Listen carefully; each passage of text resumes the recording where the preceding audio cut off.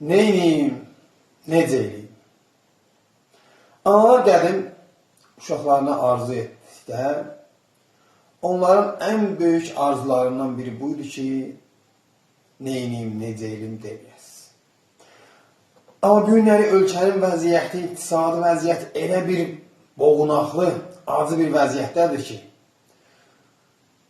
bahalıq günü-gündən insanların belin elə bükməkdədir ki, artıq hər kəsə rast gəlirsən, dərindən bir ah çəkərək, neyniyim, necə eləyim deyir. Nə eləmək olar? Bu vəziyyətdən çıxmaq üçün nə etmək olar? Qədim ataların, anaların başqa bir sözü də vardır. Deyənlər, ağıllı düşünənə qədər dəli basıb çayı keçər. Bunu bilməli ki, bu yük bizim yükümüzdür. Bu vəziyyətdən çıxmaq bizim boynumuzadır.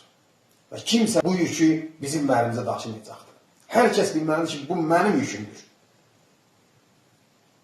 Və əlimizdən bir iş gəlir. Hər kəsin əlindən bir iş gəlir. Özəlliklə mədəni mübarizədə hər kəsin əlindən bir iş gəlir. Hər kəsin. Hər hansı qonumda olursan, ol, əlindən bir iş gəlir. Bugün ən önəmli görə biləcəyimiz işlərdən biri budur ki, heç olmasa neyniyim, necə eləyim deməyənlər düşünüb də meydana keçən igidlərin arxasında olaq. Onların səsi olaq. Onlar bu vəziyyətdən çıxmaq üçün bir sıra işlər görmüşlər və hakimiyyət ona görə ki, bu işlər ümumiləşməsin, onları tutuqlayıb cəza verir. Baxsanız, İran cəza qanunlarında bir sıra zülmlər öngörülüdür.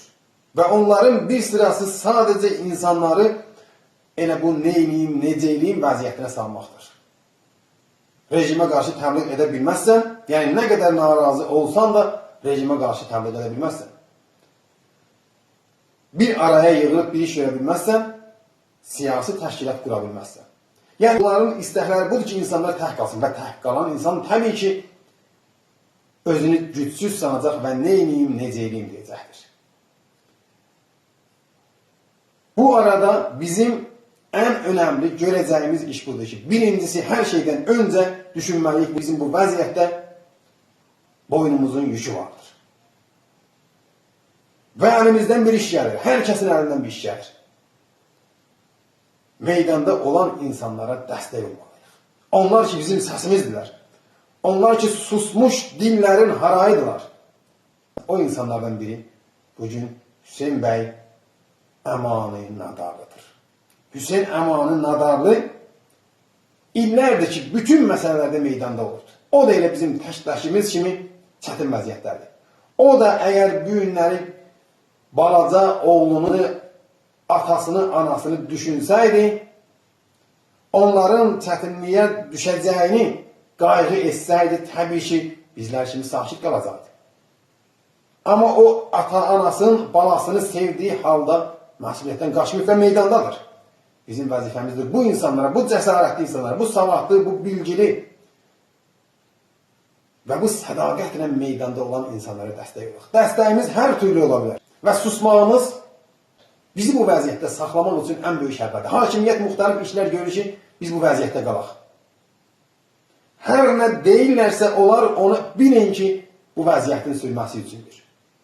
Yəni, bu vəziyyətdən daha pis bir vəziyyəti göstərmə, insanları hədələmə,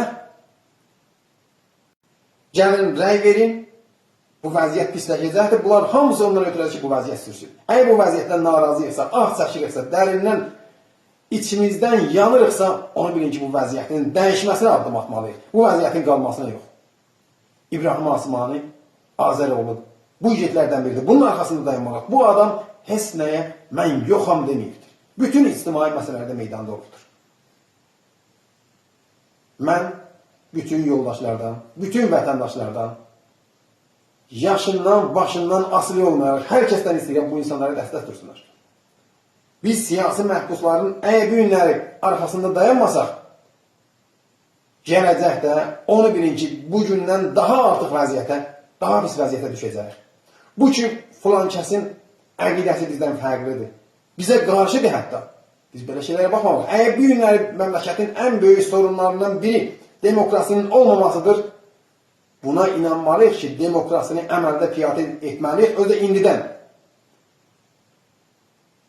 Biz müxalifimizin səliqəsini bəyənmədiyimiz insanların belə haqqından difə etməliyik. Və siyasi məhbusların haqqını difə edən hər kəsə dəstək olmalıyıq. Onu bəyənməsək də. Onun davranışlarını, geçmiş davranışlarını bəyənməsək də meydanda olmalıyıq. Budur çıxış yolumuz. Bu yolda əl-ələ, çiyin-çiyinə meydanda olmalıyıq. Yaşasın Azərbaycan, yaşasın məsuliyyətli insanlar.